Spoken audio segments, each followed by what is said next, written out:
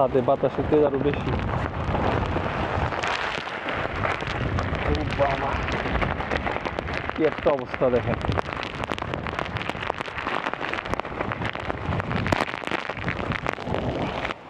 এখন হচ্ছে সকাল 6টা, মোটামুটি গতকাল রাত 3টা থেকে বৃষ্টিটা শুরু হয়েছে।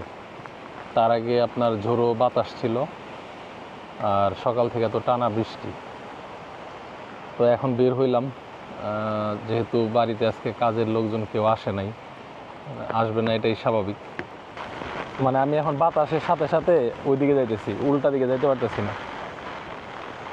এই আমার গাছগুলা ঘূর্ণিঝড়ের পূর্বাভাস টের পাই যে এইভাবে বান্ধা দিছি। বান্ধা না দিলে আমার ধারণা এই গাছগুলারে উড়াই নিয়ে যেত। যদিও আসলে এই সময় বাইরে বেরোনোটাও নিরাপদ না। হ্যাঁ, ও মাই গড, ওরে বাবা।